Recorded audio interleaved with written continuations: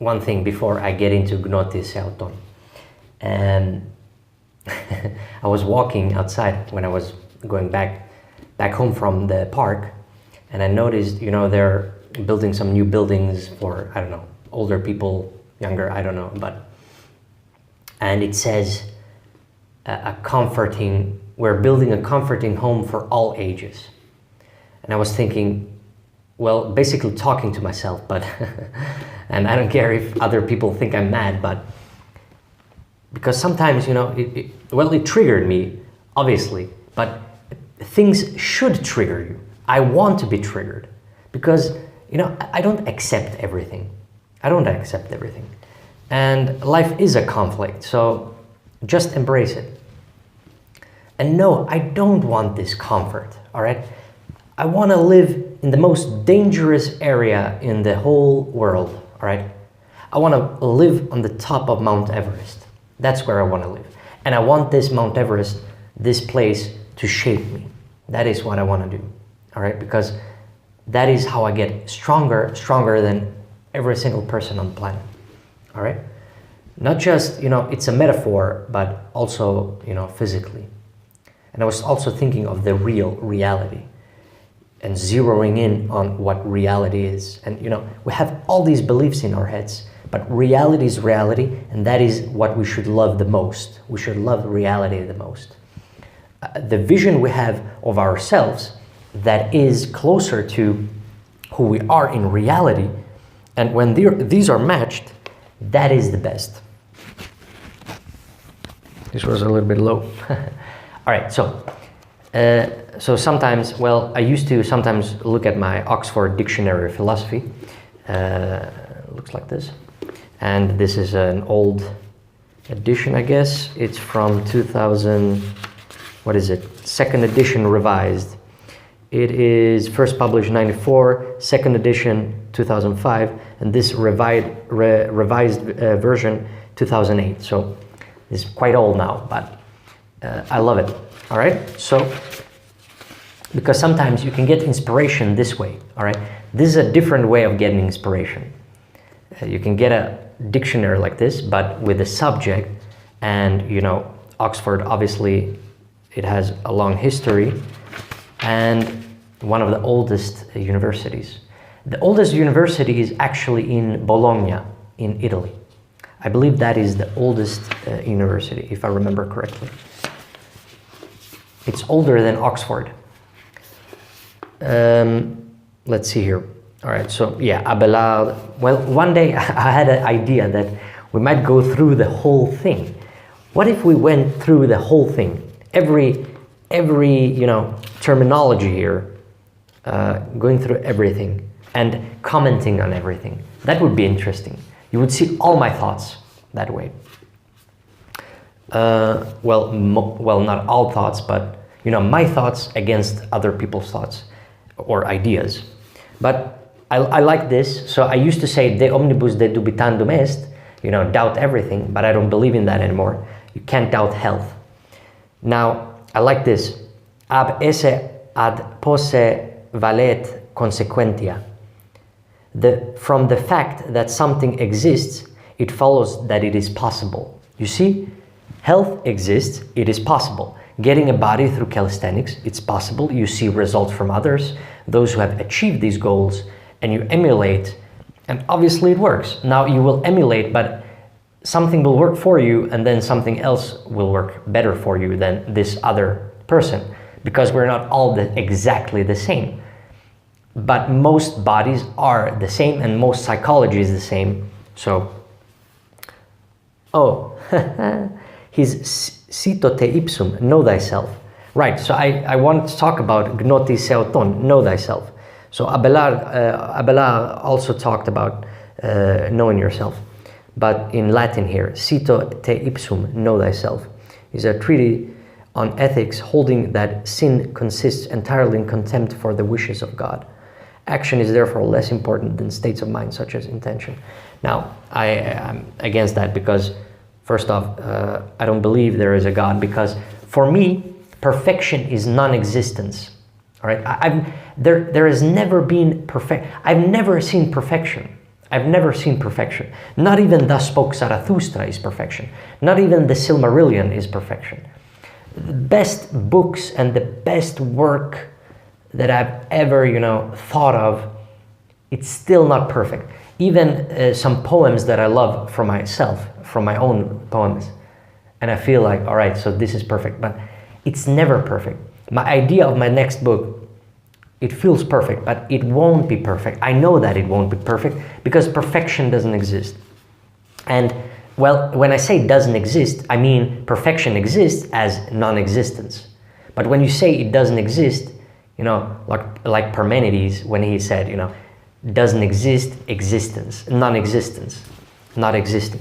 But so, you don't aim for something that is impossible. You see, ab esse ad posse valet consequentia. From the fact that something exists, it follows that it is possible. But I would say follow that which is possible, all right? From the human perspective, because everything else is useless, because everything is from the human's perspective. Everything here is from the human's perspective. Realities, the mind hallucinates reality, so to speak. The mind simulates reality. So everything, that's the only thing that's relevant. That's why I speak of health and greater health, to improve and not deteriorate this experience, subjective experience. It's the most important thing. Obviously, objectivity is important, but most people ruminate on this instead of improving their health and improving life and living life. So that is what I want to change. That is the whole purpose. So Gnothi Seauton. So let's look at Gnothi Seauton. Let's see here, G. You see, it's easy to get, caught up in something else. I'm increasingly thinking that I like Chinese philosophy a lot. I gotta get into Chinese philosophy more.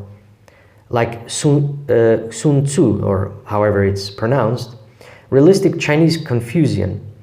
Unlike Confucius and Mencius, Sun Tzu believed not in natural goodness, but in the depravity of humanity, to be relieved only by study of the classics, and an education that channeled the wayward direction of desire, supported desires in the right channel by enabling the student to relish their satisfaction, and ennobled personal character. He opposed all kinds of superstition. You see, he's very close to what I'm thinking of. And he said education in the Chinese Empire on its subsequent course. You see, that is what I look for. That is exactly what I look for. You see, there is education here, but I'm creating courses. I'm creating a course as well as my book. And this course, it won't be one course, it will be many courses. It will be the aesthetic humanism. It will be aesthetic humanism. It should be in the beginning of this dictionary, or the next versions. It will be in these dictionaries. Aesthetic humanism, all right? Or core art philosophy. Well, both will be. So, but aesthetic humanism comes from core art philosophy. Core art philosophy, that's the core. And then everything else moves from this. So aesthetic humanism explains this, explains this way of life. So you see, all the desires has to be channeled correctly. And the prefrontal cortex, doubt, doubt in everything. De dubitandum est, de omnibus obitandum est. All of that has to be channeled correctly. It's not supposed to torture yourself. It's not supposed to torture the core. It's supposed to aid the core. Everything is supposed to aid the core. Everything is supposed to aid greater health, your subjective experience. All right, Holy Spirit.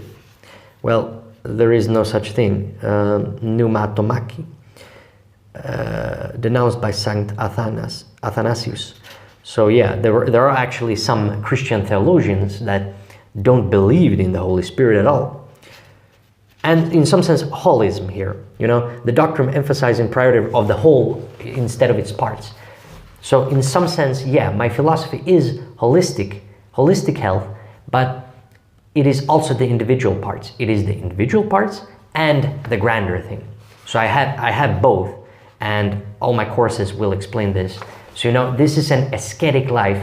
You cut things out You cut everything that you don't need. You only keep, things like this, things that make you think, things that revives your spirit, ignites in you, a will to philosophy and everything. Not just philosophy, thinking, creating, creativity. Even if you're purely an artist, it is still great to have a book like this and, get ideas for your art from this, all right? So you can create films, or, you can create art or poems or anything that is strange and different and new, and create a new art. All right, so it's both the grander parts and the small parts. So great circles here. All right, geometry. We could go into that some other day. That's a whole thing on its own there. But Gnothi Seauton. All right, where is it? Gnothi. I was thinking of Kepler earlier as well. So perfection. God is perfection, and non-existence is perfection for me. So God is non-existent. God is non-existent and non-existence itself. God is nothingness. And so you shouldn't strive for God. You shouldn't strive for nothingness. But most people see God as a sentient being. But God cannot be a sentient being. Even, let's look at, Thomas Aquinas. God is not a sentient being. He's a perfect energy. He's a perfect, mover, prime mover. And this is from Aquinas, all right?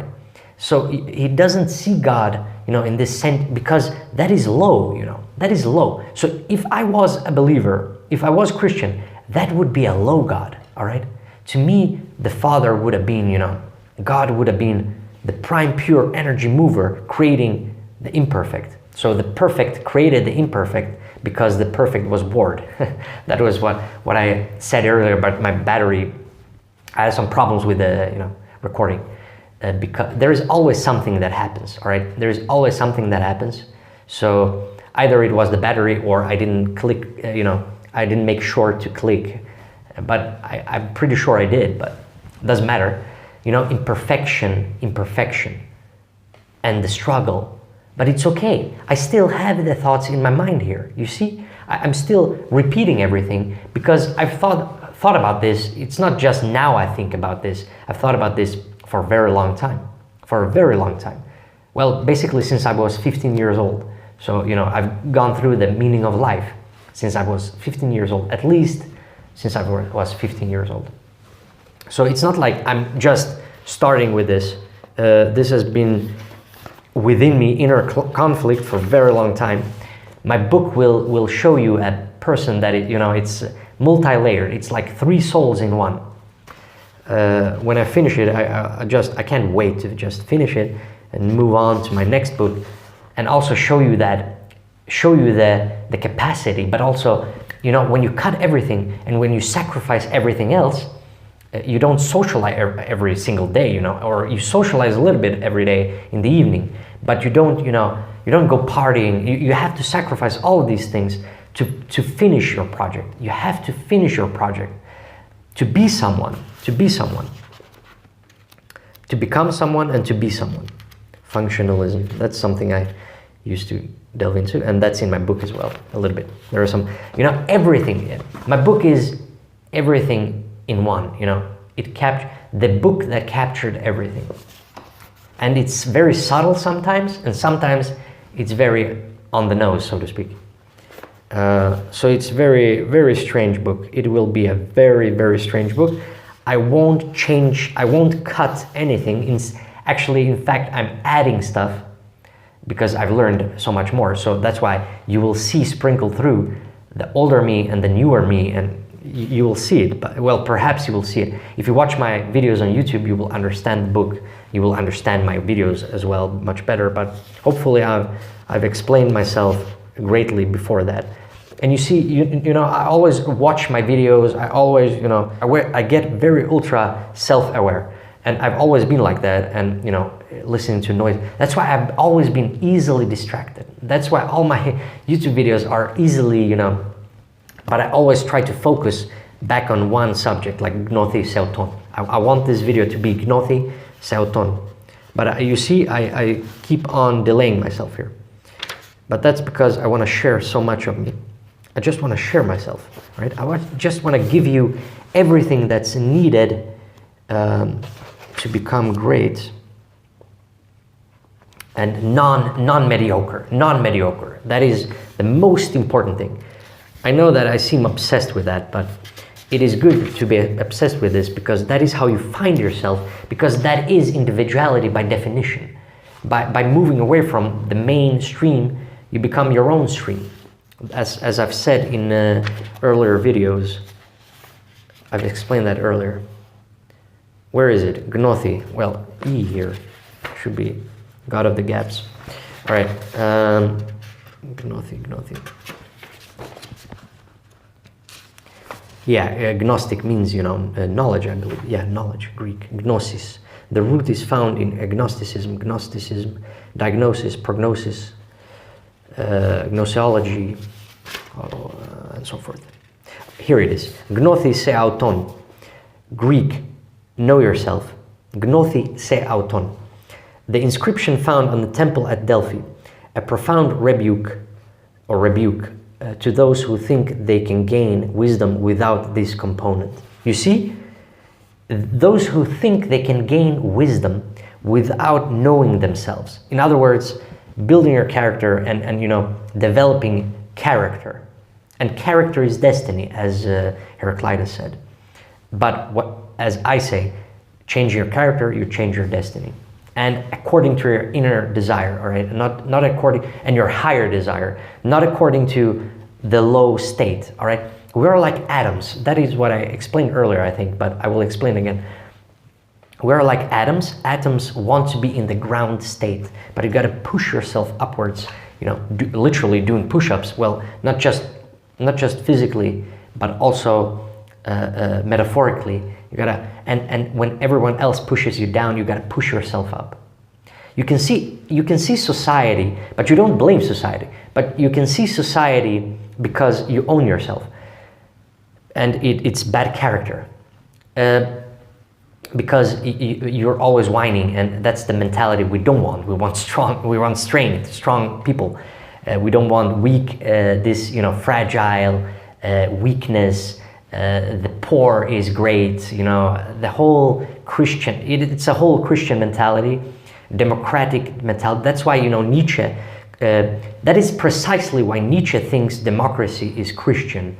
And that is precisely why Jordan Peterson speaks this way, because he's very inspired by Nietzsche there. But Nietzsche explained there that Nietzsche explained everything, all of this. So I don't, my philosophy doesn't concern itself with this. I'm already done with God, actually.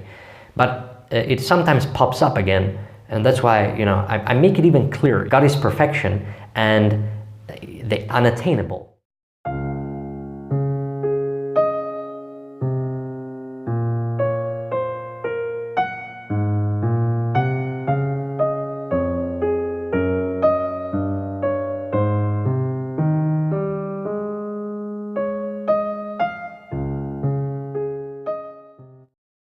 The idea that is unattainable, unreality. And we have reality. You live in reality. You don't live in unreality. The same way Plato was wrong of his idea world. All right, the forms or ideas. That is wrong. That is wrong. All right, and he couldn't even admit that everything has, excrement has a perfect idea. He couldn't admit to these things. Or mud has the perfect form as well somewhere, but he didn't believe that. Only, a person, and so forth. You see, again, the arrogance of humanity. We always think that. So I call this a phantom. That is the phantom I speak of. We have this idea of what our book is or how it will be received, and, it cannot be received until you publish it and you understand how people will react, and then you will see what happens in reality. But as long as it's in your mind, it is not reality. It is not reality. The pink elephant in my mind right now, it is not reality. God or nirvana, perfect form, sphere here, it is not reality, all right? It is not reality. I can think it, but just because I can think it doesn't mean it's reality. You know, it's interesting because something can happen within reality, nature. That is interesting. This is something that most people don't mention. This is something interesting that most philosophers and thinkers don't mention. You know, we are in reality, but there is something that happens in the brain, you know, consciousness, and we can think things, energy, well, obviously, because everything is energy.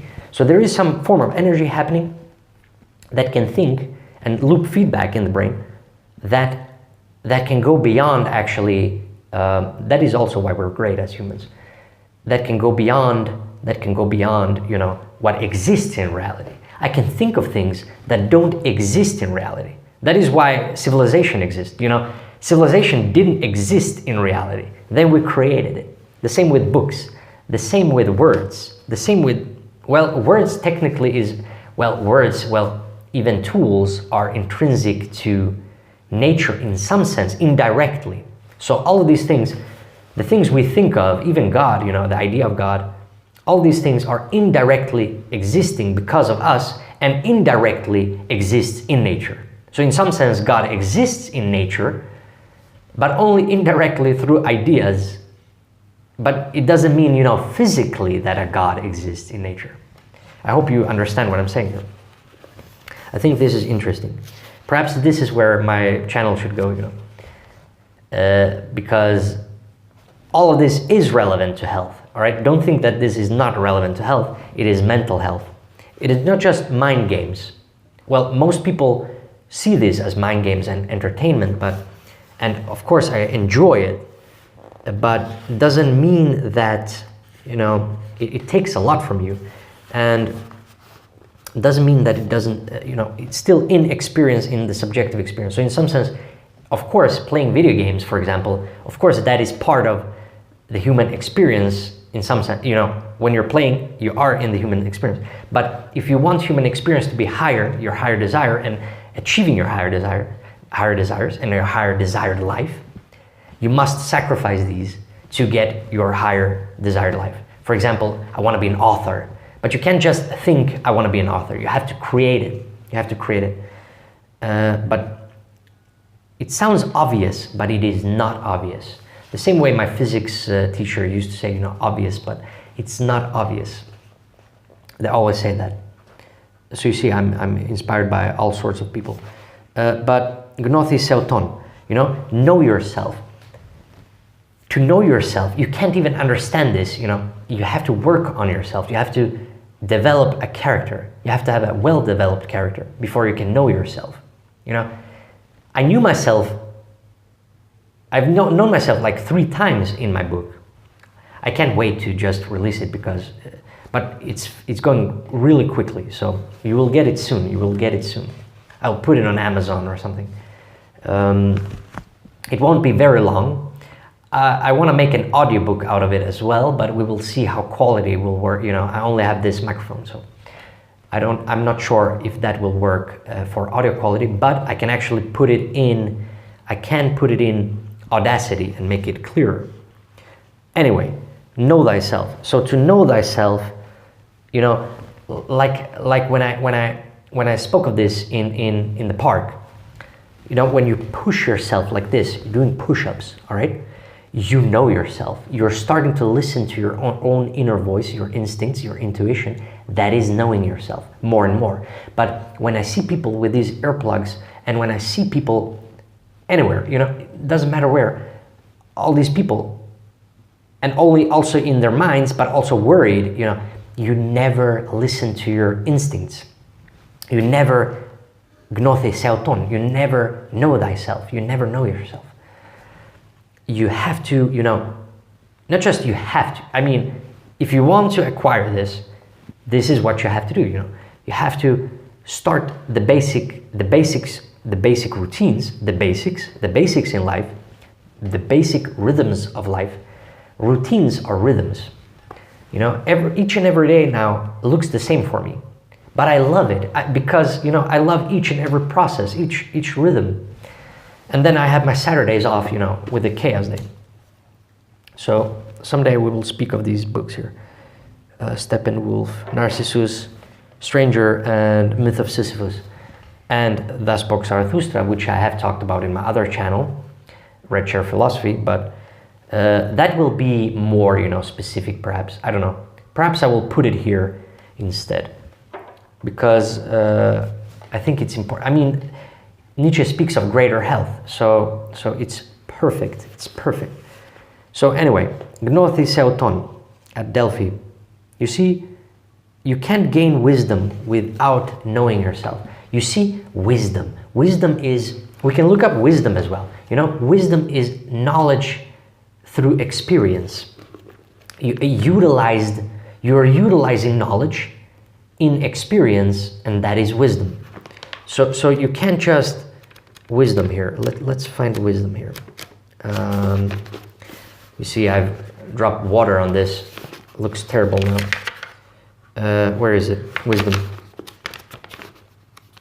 You know, I like to do things fast now because I have less and less.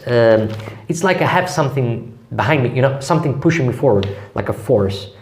I have less and less. It's pretty. We'll have to get into. I have less and less patience. We have to get into Nietzsche someday here, like will to power here. According to Nietzsche, the fundamental element of the human nature. The power in question is not necessarily domination of others, but can be achieved in creative activity. It is associated with self-sufficiency and self-confidence. Yeah, that is part of it, yeah. They probably get all of it. When this will is frustrated, consultory myths appear in the shape of unhealthy ethical systems promoting virtues such as charity and humility, which are in fact sublimations of resentment and envy. Yeah, that is Christianity for Nietzsche. So yeah, that's pretty correct there. Pretty much sums it up, will to power.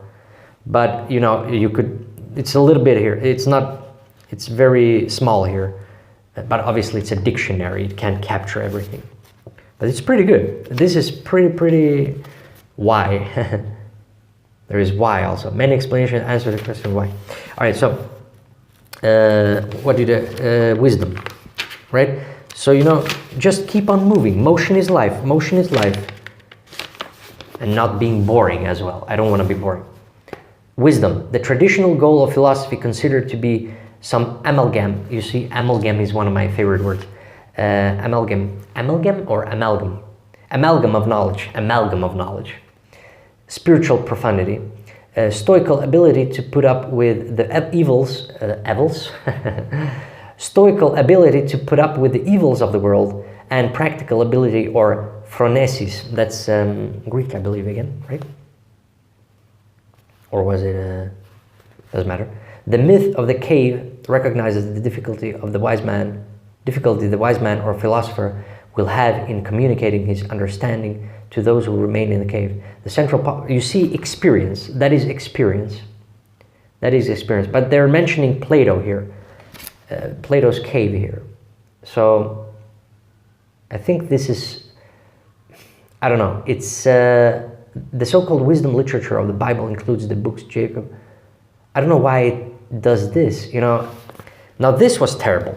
You see, will to power here was pretty good, but then wisdom here. It's not that well explained. It will only confuse people with a cave, I think. So yeah, that is, you know, a simpler thing would be, that surprised me. A simpler explanation would be what I just, you know, what I said. You have knowledge in information, but knowledge is information patterns, collected information patterns. That is knowledge. And then you have wisdom, which is utilizing these collected knowledge patterns and you know, utilizing them into life. Because why else do science and technology and everything if it's not the advancement of life? The same reason why philosophy, same purpose. So philosophy for me is a tool. So it's tools in understanding life, understanding human nature, understanding ourselves. You see, know thyself. You do philosophy to ultimately know thyself. As some people have said, you know, I believe it's pretty cliche, but it is true. Ultimately, that is true. And knowledge is also power, because when you have knowledge, you can acquire, you know, power. which is also cliche, but it's very true. But people understand this in different ways, or most people just say this, but you gotta deeply understand this through wisdom and experiencing. And I have some power now more than other people because I have developed some muscle definition, and most people don't have this. So I have literally power over some people, and knowledge is power. You see, knowledge is power, but wisdom is power. You see, experienced knowledge is power. Experienced knowledge is power. Wisdom is power. It should actually be wisdom is power, not knowledge is power. Because knowledge is just information patterns, but it is what you do with the knowledge that creates and becomes power. Yeah, Nietzsche here, power. The will to power. The will to power is this, the spirit of Alexander the Great, the spirit of Napoleon. That is what Nietzsche means with the spirit, the great spirit of the past, the Renaissance spirit. That is what he means by that is precisely what it means by the will to power. It's easier to just pinpoint to an example like that, because then you will understand what I'm saying without me having to explain, in a complicated manner, the concept in a complicated manner, so you don't understand it. So you see, all of these things are connected because, everything is connected. Everything is in one universe, so everything is connected. So you see, Gnothi Seauton, all these things, character, Heraclitus, he speaks of, character is destiny. Heraclitus is one of my, perhaps the most favorite philosopher. Nothing in the intellect unless first in sense. Yeah, that is a pretty good principle as well. Nihil in intellectu, nisi prius in sensu. It's Latin. Nothing in the intellect unless first in sense, the senses. The guiding principle of empiricism, accepted by some form by Aristotle, Aquinas, Locke, Berkeley, Hume, Leibniz, however, added nisi intellectus ipse, except the intellect itself, opening the way to the view taken up by Kant. But you see, that is where I believe they're wrong. Except for the intellect itself. You see, again, that itself, that is what Nietzsche also criticized, because it is not itself, that is the phantom there. You believe in something that is just, it's perfection, but it's not part of reality.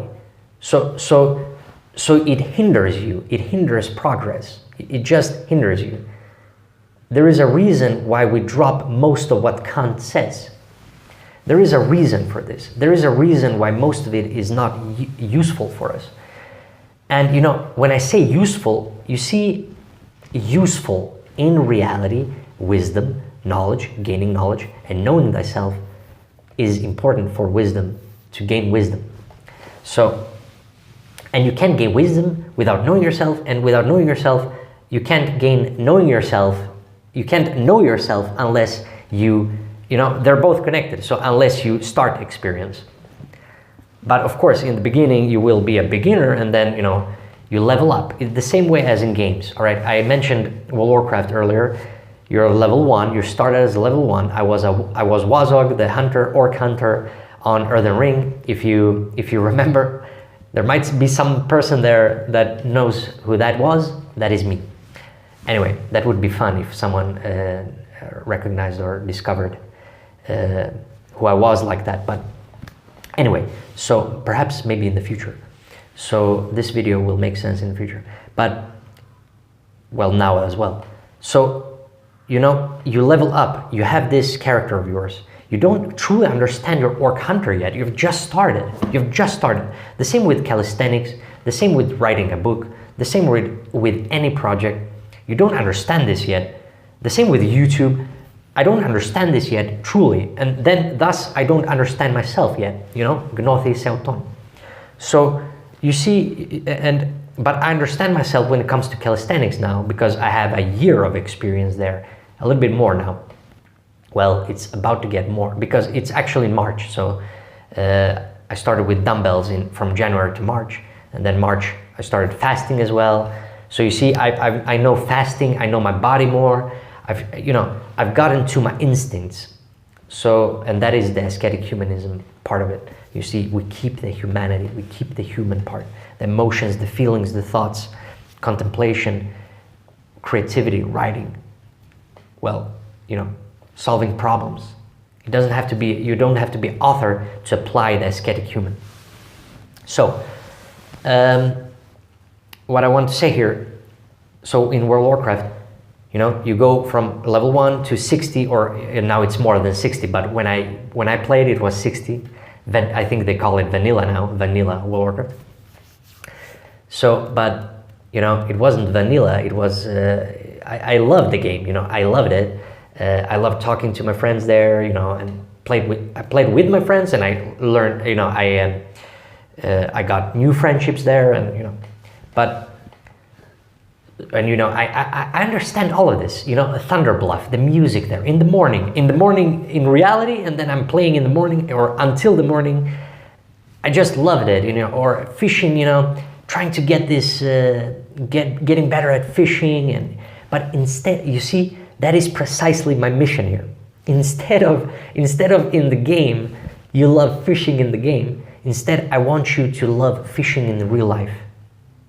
Instead of trying to improve your profession in World of Warcraft, fishing, being there in Booty Bay, I think, or, you know, or what was that called? That smaller place with trolls, I think, or, you know, those smaller trolls, or I don't remember, I don't quite remember there, but, you know, there was this smaller place, and, you know, I loved it, but, and I'm nostalgic when I think back.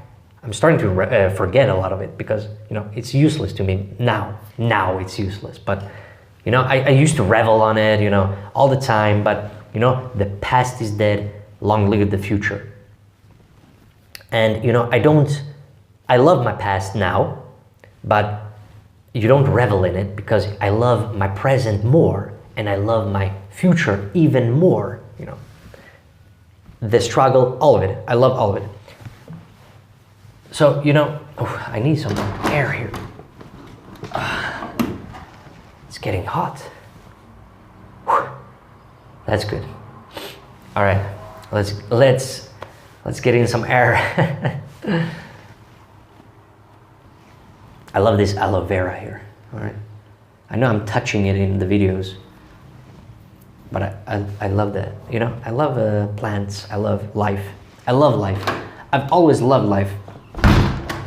I always loved biology, science, technology, advancement. So I've always done the same thing my whole life. So anyway, so in some sense, you know, the core is the same, and yet you always develop. Things develop you. You read more things. You understand. In some sense, you know, Nietzsche also read more things, and, you know, he was the same. All of these authors, greats, non-greats, they're all the same, you know, comparing themselves to others all the time. You know, this is not who I am. This is not what I am. This is not what I stand for. This is not what I think. And so you go the other way, and, you know, bounce from this, you know. It's a conflict. It's a dynamic. And the best find themselves, you know thyself. So you see, in World of Warcraft, so my whole purpose is, I want you to find a joy in life, in these rhythms of life, you know, in training, diet, exercise, sleep, meditation, habits. And then when you're stable enough, your work, you can do this simultaneously, of course, but of course you can. But it takes some time, but it will take some time for you to get this rhythm of life going the way you want to. You can't force it, and you can't be low energy either. You have to force it a little bit, so to speak. You have to not force yourself. You have to listen to yourself, you know, your instincts. You have to know thyself, and you know thyself by trying, experimenting, self-experimentation. That is the most important tool that we have. Not just reading. We can't just read. You can't just read. You see, Gnothi Seauton here. Wisdom cannot be gained just by reading. It doesn't say Gnothi Seauton through philosophy alone. It says Gnothi Seauton is required to gain wisdom. All right, so it's an important component. Anyway, so, but always keep in mind, they can be wrong as well, and I can be wrong as well, but I'm not saying I'm wrong because I cannot be wrong, because if health is wrong, then everything's wrong. Anyway, so I want you to have joy in the calisthenics you're doing, or the gym things you're doing in the gym, or cycling, or swimming, or something else, or a tennis sport, ball sport like tennis, or badminton, whatever it is, ballet, anything, any activity, intense activity, or, you know, throughout the day if you can. If you have a work that is physical, then that's fine, but you also have to love that work. Otherwise, you will never be satisfied in life, and your health will deteriorate, and you cannot ever reach greater health, which is the whole purpose of this channel. So, but I want you to find joy. Instead of playing Doom, all you Doomers out there, instead of playing Doom, having joy in shooting these, you know, demons, why don't you go out there and start shooting, you know, start learning how to shoot in real life instead. How about that instead? All right, become a hunter in real life. Instead of an orc hunter, why don't you become a real hunter? Instead of having this pet, buy your own dog and raise that dog. Like the guy in the park, he tried to, I saw a man in the park, he tried to, which was very difficult to do, he tried to raise this dog, try to basically tame him. It is a creature of nature, all right? And you know, dogs are the truth. There is no philosophy there, or false philosophy rather. It is pure philosophy. It is the philosophy of instinct, of pure Gnothi Seauton. A dog is pure Gnothi Seauton. He knows himself fully. But they're not as aware as we, so that is why they can't create, you know, civilization and books and, you know, ideas like the greats on this planet.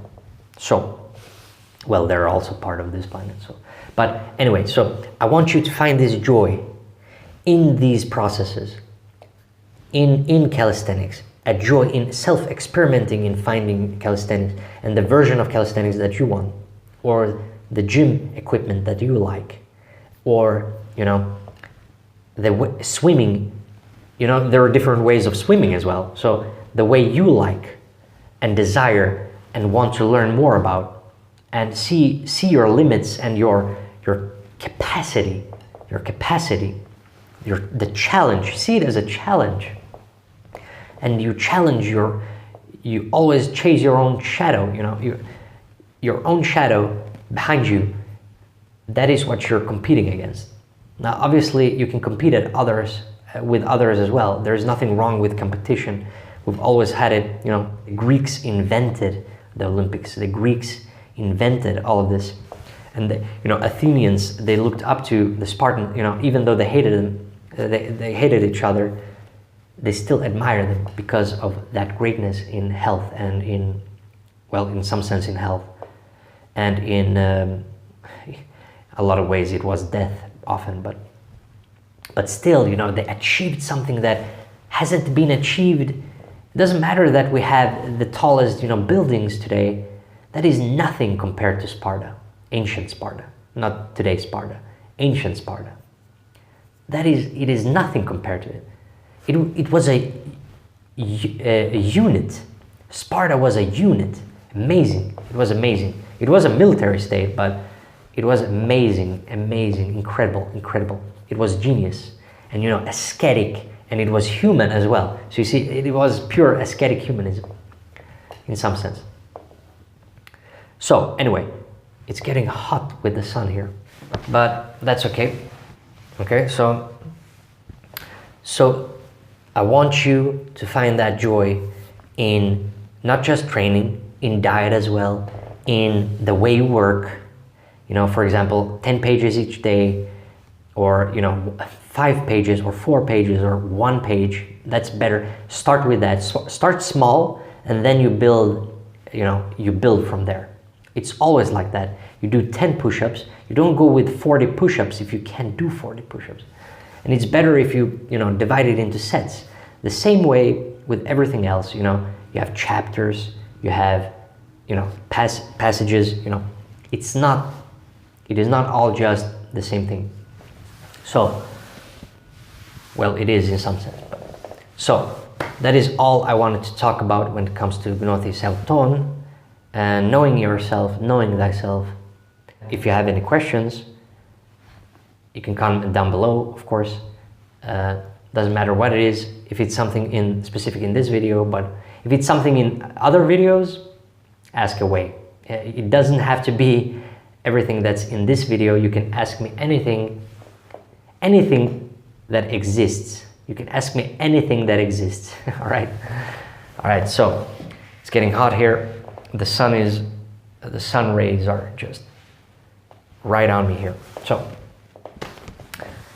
build your character, work on yourself, start to know yourself, Gnothi Seauton, and I will see you tomorrow.